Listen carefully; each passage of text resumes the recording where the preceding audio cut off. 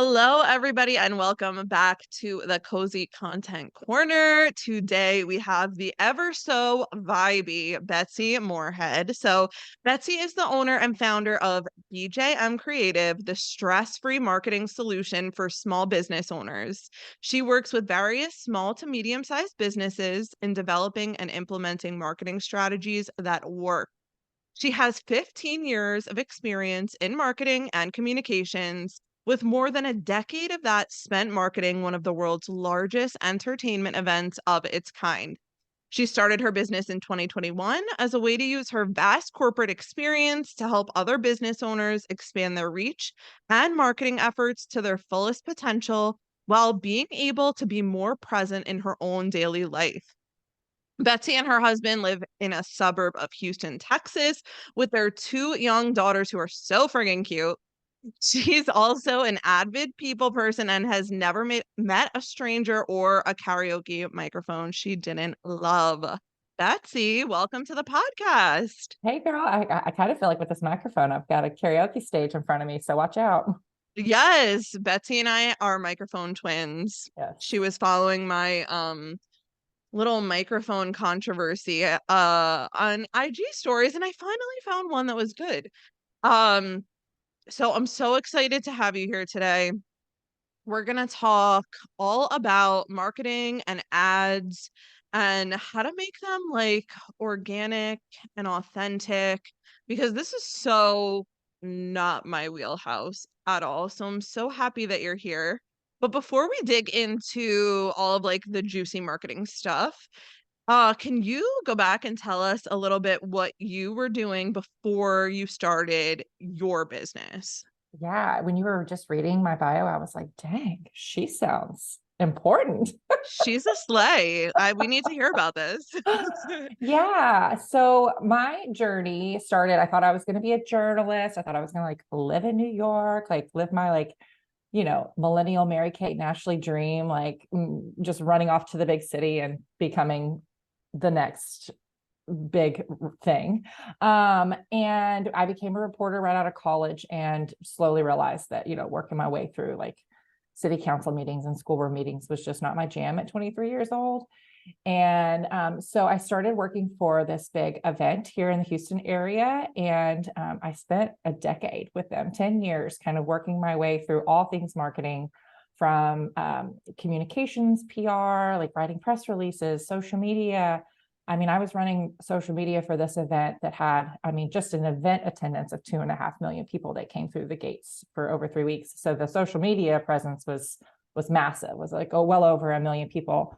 So I had to learn a lot on the job because this was a time when there really weren't social media managers and there weren't, that wasn't really a title. So actually I went from communications manager to they like created a social media like manager position. And this was like unheard of at that point in time. So I was the very first social media manager for this company for the event. And I got to do some really, really cool stuff.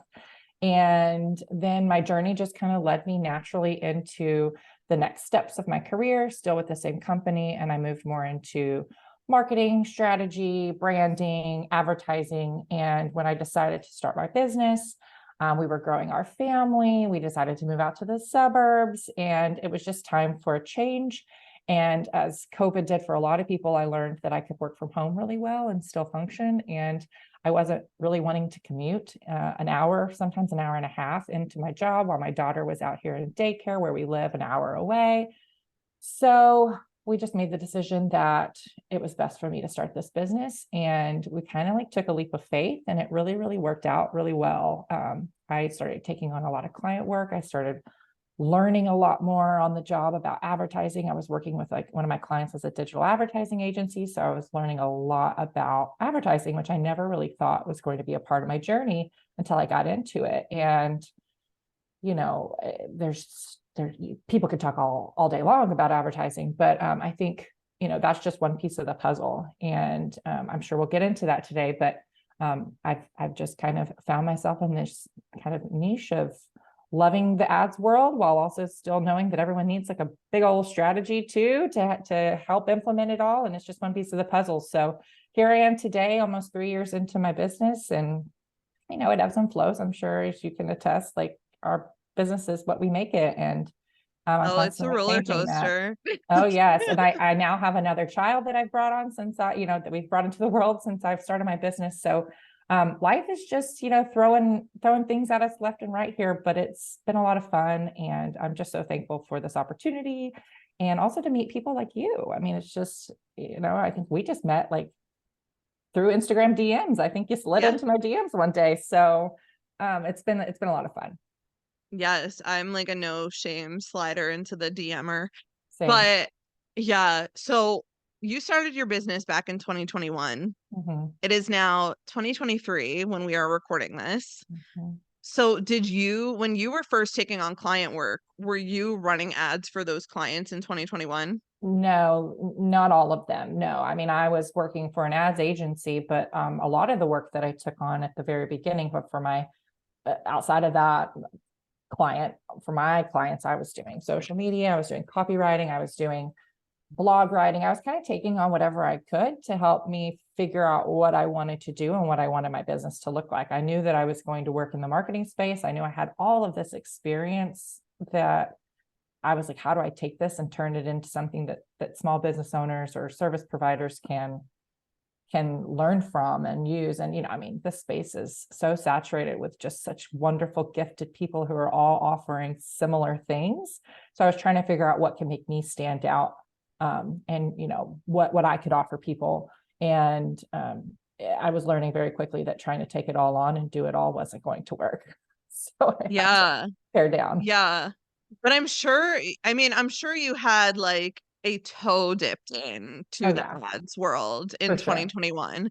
So can you talk to us about like how the like ad space and what's working and the culture of it has changed in like the last few years, like what used to work and what's working now? Definitely. I was thinking about this the other day.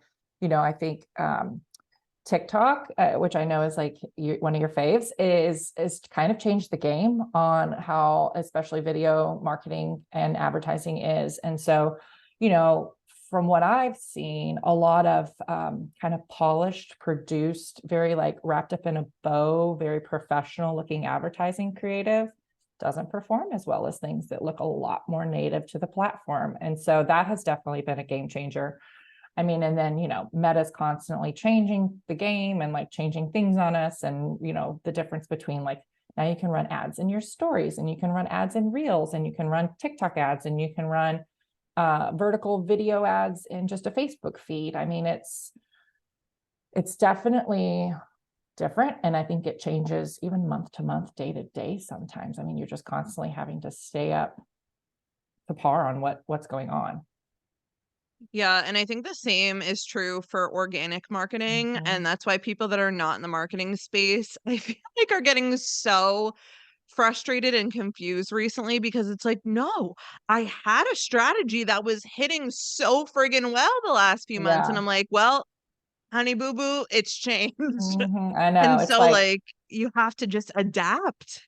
you do, you really do. You have to adapt, you have to be willing to make changes. And like as a service provider, someone who's working with clients, you have to be able to communicate that to your clients that, okay, yeah, sure, we tried this last week, but this week we need to try this, or this quarter we need to try X, Y, and Z. And as like you said, as people who are in this space all the time, we understand, but we also get frustrated. I mean, having to communicate that to a client who is a small business owner that doesn't care about marketing, probably like that's why they've pushed it out and sent it out to somebody who that's their expertise. I find it, yeah, I also find it very interesting just to, I know we've had these conversations on the side, but like it's just an ever changing constant game. Yeah. Oh my gosh, 100%. Now, how do you know?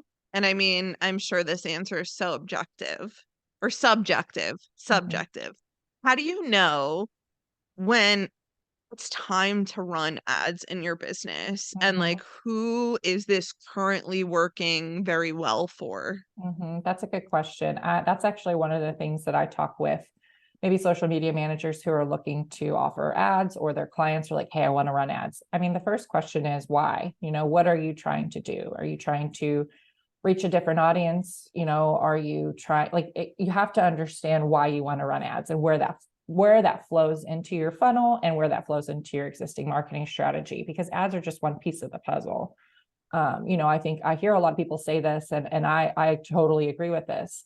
If you have a really strong organic presence, that is like first and foremost what you should have. You need to have a really Mm-hmm. strong, a really like stable, a really well engaged organic presence before you, Say it louder. yes, before you even think about running ads. Because sure, there's ways of like finding the right audience and finding the right people, but if they go to your page from an ad and you're not doing anything on there, then they're going to be like, what in the world is happening? I mean, I've experienced that as a consumer where an ad really drew me in, and then I go and I'm like, what are they doing?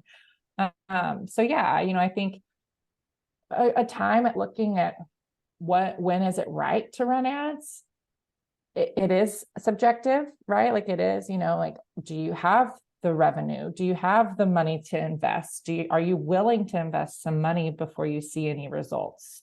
What are your results you're looking for? I mean, ads aren't just put them out there and they will come and the sales will happen. Sometimes you have to work them into that funnel. Are you trying to grow an engagement pool? Are you trying to get more people to your website to then pixel them, to then retarget them? I mean, there's so many answers to that question, but I think first and foremost, like, you'll know you're ready to run ads when you feel like you've tapped out organically, like you've done everything maybe you can to reach those people, and you're like, okay, I've reached this, I've got this conversion rate. Let's say you're selling something, or you're like putting out an offer, or you're launching a product. I've reached this audience organically, I'm getting a really good conversion rate this way. What can I do now? A little bit more. Can I reach more people who've never heard of me before? Can I find people that are like my audience out there a little bit more? And I think that's the main difference between paid and organic, right? Is like time versus money. So if you've spent all the time you can, but you need a little extra push, then invest a little bit of money in paid ads and expand your reach a little bit more there. Yeah. And just going back to that point of like, you need to have organic content. And when we say organic, we're saying no paid ads behind it. Right. So you need to have organic content that is hitting well. You need to have offers that are hitting well before you go and invest money into paid ads. And I think it's twofold. One is putting ad spend right behind shitty content is not gonna like be the magic bullet. Yep. And two, I think that it takes a lot more now in 2023 than even like 2021 for people to trust the person that's running the ad.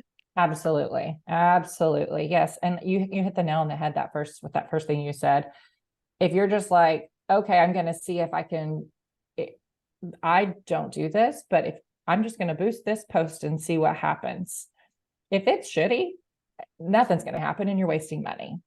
And if it's great, it may not you may not be, by boosting a post, you may not be reaching your fullest potential with the budget. So I think we could get into that, difference between boost post and Facebook ads manager. But no, I totally agree. It's like you have to have good content, you have to have a good offer, you have to have just a good rapport with the people, and be engaging, and not just putting something out there and saying, okay, the ads will run, so I need to see results, to be willing to stay in the game and communicate with the people too.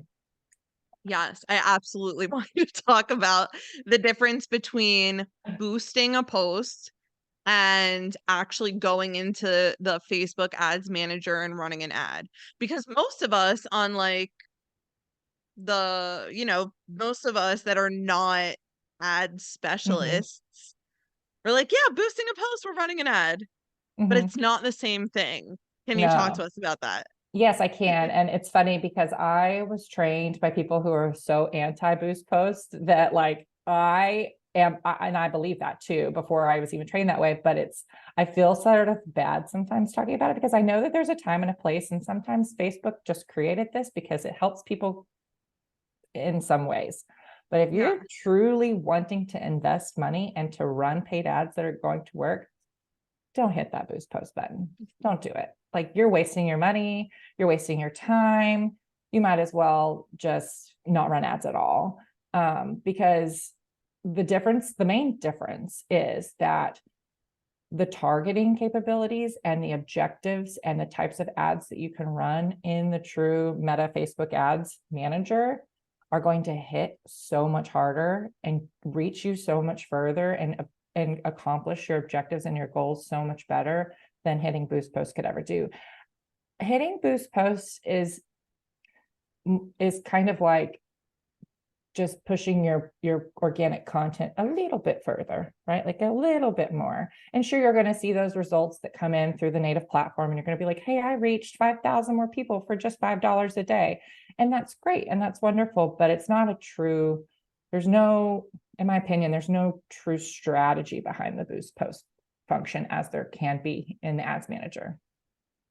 Yeah, so you mentioned targeting and Mhm. objectives. Mhm. Can you break that down for us, like Sure. Facebook ads for dummies? Yeah, yeah. I'm still in that category because it's ever changing. But yeah, so to start with the objective. So there's several different objectives, and I'll just reach some of the high points ones. There's a sales objective, which can consist of like, you are running these ads for the purpose of making a sale, of converting somebody for a like true dollar return on your investment, right? So would There's that be like bringing them to like the sales page? Yeah. So like, Okay. I run those ads for people that like I want to retarget, for like my clients that are like selling, they're local boutiques. So they're selling a product. They have an online store, like a Shopify store, and there's a true like return on ad spend dollar amount. You know how many conversions you're getting. Facebook, I know there was this whole, and we could talk all day about this, but the iOS 14.5 that came out several years ago, like the whole change of not being able to track true conversions, and it kind of made it more difficult for a true return on ad spend, a true how many conversions were coming through Facebook. But Facebook has changed some ways of how they're doing that. So now it's mellowed out a little bit more. There's like some API strategies that have been integrated into the game here.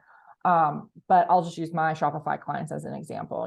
So if I want to see how many purchases are coming through, I use a conversion campaign, and Facebook is going to optimize those to people who are more likely to purchase. And you can target those ads to people who have visited your website or added to cart, but maybe they haven't purchased. So if you ever go to a website and then you click around and you like say, oh, I like these shoes, and you don't do anything with it, right? Maybe you add it to your cart and you forget about it and you come back later. Next thing you know, you open up your Facebook and there's ads. And this is everyone saying, how are people following me around the internet? It's because there's a pixel placed on those websites that you can then retarget people who visited your website. So those are very strong ads for people at the low end of your funnel. And I know that you've talked about the funnel strategy before, and how you want to get it wide and then take them down. So conversion ads are really good for people that are in the middle to low end of your funnel, that like you don't have to work as hard to convince them to purchase something. So that's an example of one. A traffic ad is another good example. So that is, you're just trying to drive traffic to your website. And if purchases happen, great. Or you're trying to drive traffic to a specific landing page as part of your funnel. These are people who may know, like, this is for like a cool to warmish audience, right? Like they may know about your business, about your offers, but they're not quite ready to purchase. So you want to drive traffic to your website. Facebook will then optimize those ads to go in front of people who are more likely to click the link, who are more likely to interact with that and go to your page. And how it knows all of this is well beyond my pay grade, but it does.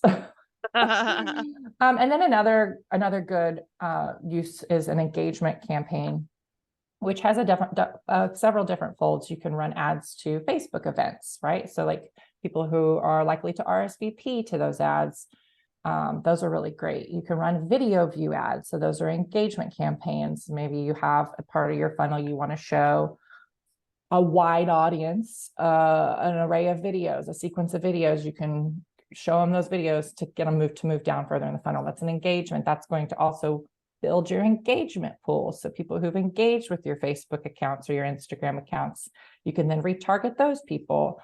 You can build lookalike audiences in Facebook, where Facebook will go in Facebook ads, where Facebook will go and find different people who look like your audience and show your ads to them. And then another one is also an engagement ad, but it's an engagement with a post. So you make an organic post on your page and you want it to be shared to people more. You're trying to boost up your engagement a little bit, get more likes, comments, shares. Facebook is going to optimize that ad if you use that objective to put it in front of people who are more likely to engage with you. So those are just 3 examples. And I know that was very long-winded of me, but there are a ton of engagement. We touched on some targeting in that too, but yeah, I mean, it's just so much more robust. There's so much more you can do. And I know it sounds really daunting, but you can teach yourself how to do this stuff. Like, it is not rocket science. You know, Facebook makes it fairly simple for you to learn how to do these things the right way. Yeah.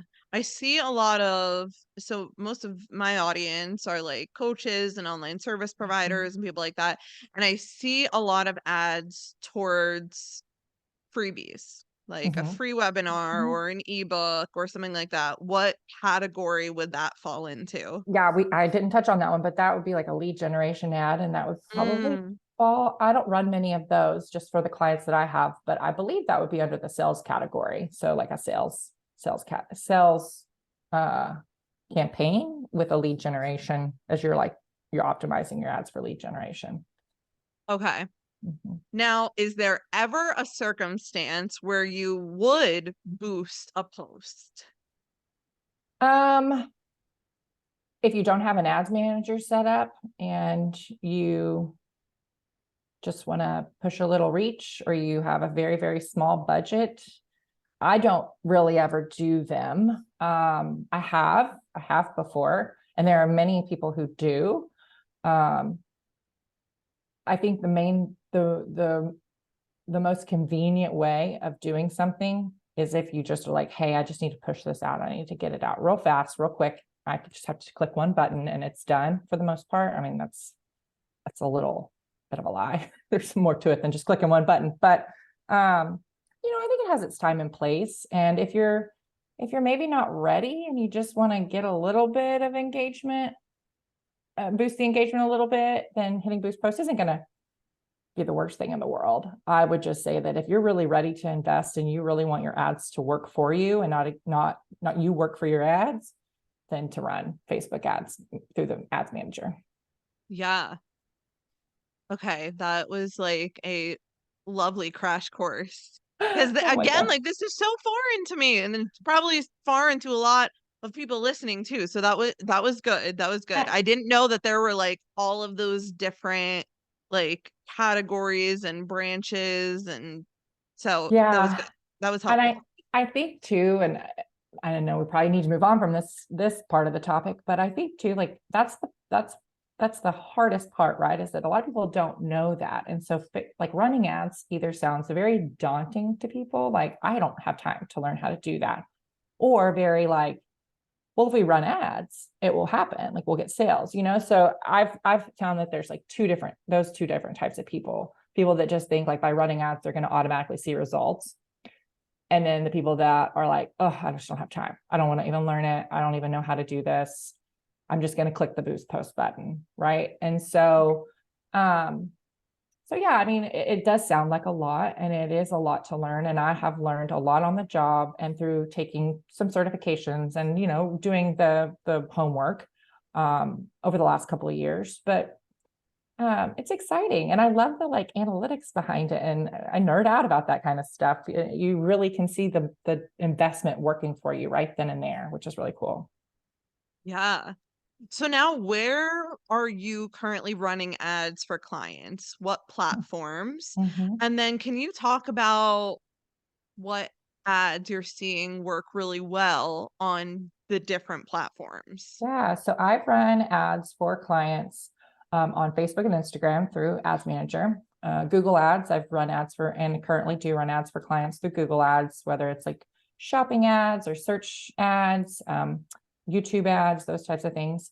And I've also run ads for clients on TikTok. And those are really fun too, because it's a very new, right? It's a new platform that's ever changing also, but TikTok is just such like this monster that like no one can really truly figure out how it's just like doing all these things that it's doing. And so TikTok ads were really fun to do, and talk about needing to be native to the platform. Oh Those yeah. really need to be native to the platform. So yeah, so those are the 3 platforms that I've run ads on before. I've done like a handful of LinkedIn ads before, but that's not really where my client base is at the moment. But I forget what else you asked me. No, that's okay. So what kinds of ads are working on the different platforms? Mhm. Like, do they have to, if you're running an ad on Facebook, does it have to be different from maybe the creative and the copy that you're using on Instagram? No, okay. That makes total sense. Yes and no. I would say it's just like an organic strategy where you want to make sure that you're speaking to the audience who's going to be seeing the advertisement on its respective platform. So video obviously works very well organically, therefore it does work very well with advertisements. I think that's just like are ingrained in our algorithmic brain these days to like really interact with video content more, especially vertical form video. So ads that I see personally work very well for the types of clients I have, which again, I'll use my Shopify clients who also have boutiques locally in store.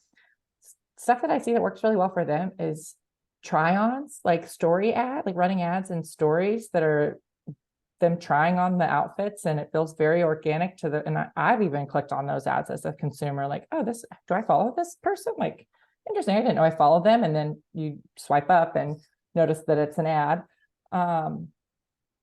Carousels still work very well on Instagram, carousel ads, where you're engaging, interacting with the platform with really beautiful imagery. Gosh, like people talking to the camera, that works really well. Infographics seem to do pretty good too. I have one client who's real estate, and video is like killing it for them. And it's not just like property videos, it's their agents like talking to the camera. And these are more like polished, produced videos, because that's the industry that they're in, right? But it's very, again, it's subjective to the industry you're in, it's subjective to the platform that you're on, but definitely video, beautiful photos, things that just feel like have like invoke that FOMO feeling, or I want to be there, I want to go there. When I was still in my corporate job and I was working on advertising for that, things that made people want to come to the event, like sure, we can just show all the fun things that are there to do, but how are we going to like touch that emotion and that feeling? And I think that's a big thing too, is your content, especially in advertising, needs to invoke some sort of emotion in the consumer as well. Yeah, and that's a big thing I wanted to ask you was like, how can we take steps to move in that direction of making our ads feel more authentic and actually evoking emotion versus like, click on the thing, buy the Mm-hmm. thing. Right. People don't want, I was listening to a podcast the other day and it was like, people don't want to be sold to, right? They don't want to feel like they're being sold to. Yes. But I think even you said this not that long ago, like you walk into a restaurant and you don't tell the server, like, please don't sell me this food. Right. I mean, like it is, they don't want to be felt like they're being sold to constantly. So you want it to feel not only authentic to your brand, but again, authentic to the platform, like to the day and age that we live in. Like what can if your audience is moms, I mean, how can you speak to the struggles or to the love and the emotional feelings that you have to really tap into your audience. And just like anything marketing related, you have to know who you're speaking to, and you have to meet them where they are, and you have to really have a strategy behind it. Even if your strategy is, I want to, make somebody feel a certain way, I mean, that is a strategy, right? So, just like organic content. And honestly, like a lot of organic content can just be repurposed for an ad. I mean, that's the thing. You don't have to create something new just for an ad. It can be your organic TikToks, it can be your organic stories. Just download your stories and turn them into an ad. I mean, our technology has made it so easy for us to do just about everything from our phones, right? So um, it's just being who you are. If you're a personal brand, don't make it any different for an ad than what you're doing organically. Just have like a tiny little call to action at the end, like tell them what you want them to do. Yes, and that's like exactly just as you were talking, I'm like thinking of myself from a consumer standpoint. And it's like if it feels exactly like their organic content, and I'm going to talk about Alex Earl. I don't know if you know her. Yes, I'm obsessed with her because she just does such an impeccable job with she these does. brand deals because when the brands run ads behind them, they are exactly like her organic content. Oh, And I actually watched, influencer marketing has changed the yeah. advertising game. Oh Huge. yeah. Yeah. And we'll get to that in a second, but like that as a consumer will make me actually watch the video. I won't immediately like draw my gaze down to see if it says sponsored. Mm-hmm. If it feels sponsored, I'll look right away and I'll be like, "Oh, I'm not watching it. Yep. Not Yep. watching it." No. Swipe up. Um, but yes, oh my gosh, I use Alex Earl as an example all the time, and I truly don't know if she has somebody like doing the creative briefs for her, Mm-hmm. or if they are smart and they're just like, make it like all your other videos Yeah, I'm and then sure it's just a send it back to us. yeah, I'm sure for all content creators and influencers, twofold right there, right? But I think it's probably a little bit of both. I mean, there are management Yeah. companies that do all of this for them, but gosh, I know some huge content creators that are like, I do everything myself. I want it to feel as authentic to me as possible. And I'm like, good for you, but also, how do you have the time? Yeah. Yeah. And oh, so can you talk to us a little bit about that? Like about how brands are using influencer marketing Mhm. uh with their ads and how you see that working. Yeah, so I'll be transparent. I have not done a lot of that with my current client base. I have a little bit of experience from my corporate life, but just as a researcher and someone who was like also a consumer, right, and gets Yeah. sold to left and right by an influencer. Again, it's just totally changed the game. I mean, these brand deals, like brands are really looking for content creators that can make their product feel like it would in my home, right? Like as the Mhm. consumer, I see someone using something and I'm like, oh, I didn't know I could do it like that, or I didn't know I could use it that way, or I didn't know that would help me in this way. And I think that brands are really gravitating towards not even people with like these massive followings, right? Like even like small to medium sized content creators who are just really good at what they do, and they have built a audience of people who trust them, and that's the biggest thing at the end of the day, right? Like you're saying, if you see Alex Earl share something, you trust her, right? Like you trust her as a content creator who is sharing things that feel authentic to her. And you know me, I'm like probably 15 years older than her, but like I still want to.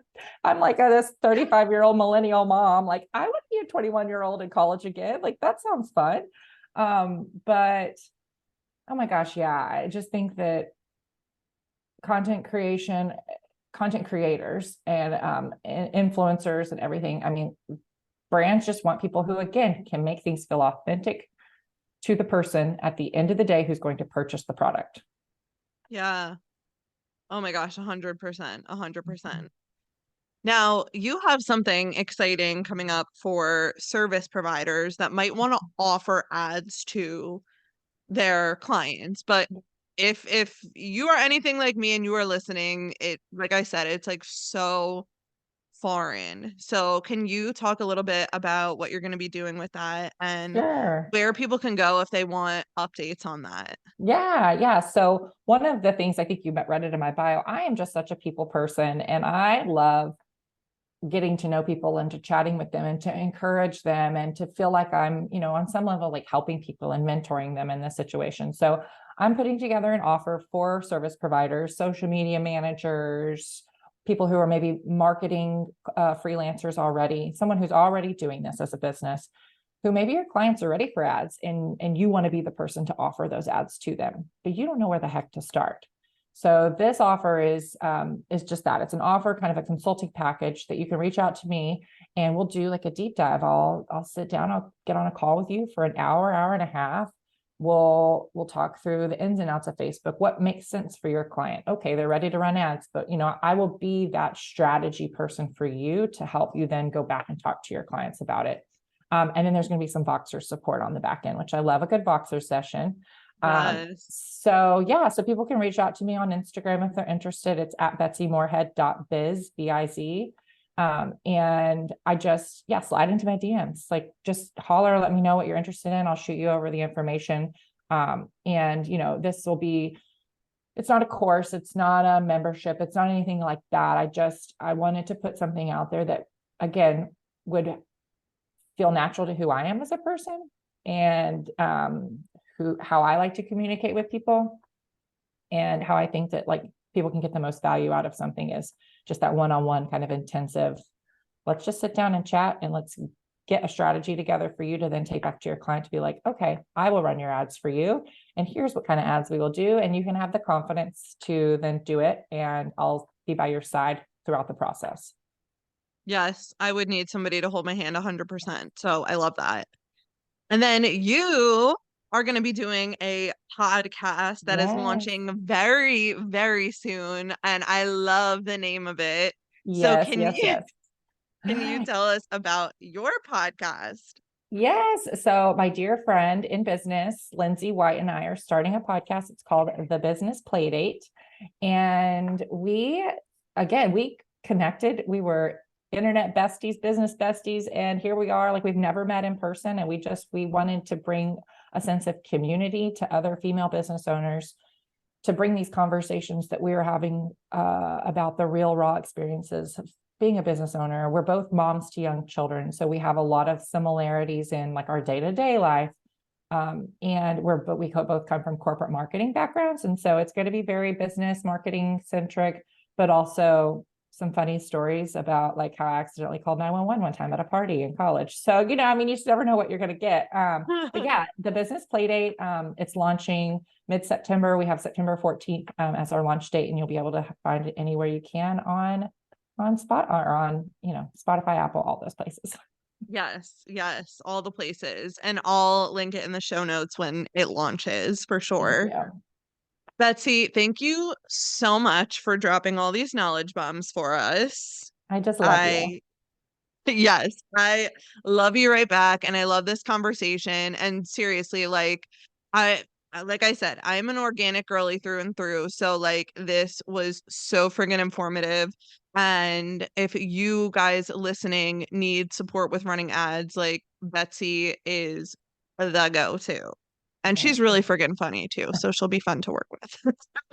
If people want more Betsy in their life, where can they find you on social media? Yes, I spend my time on Instagram. So it's at betsymoorehead.biz, B-I-Z. And that's just kind of where I hang out and share, what I'm eating for breakfast and some marketing tips and tricks here and there. So yeah, you also never know what you're going to get there. Yes. Okay. Amazing. Thank you so much again. And to everybody listening, I will see you on the next one.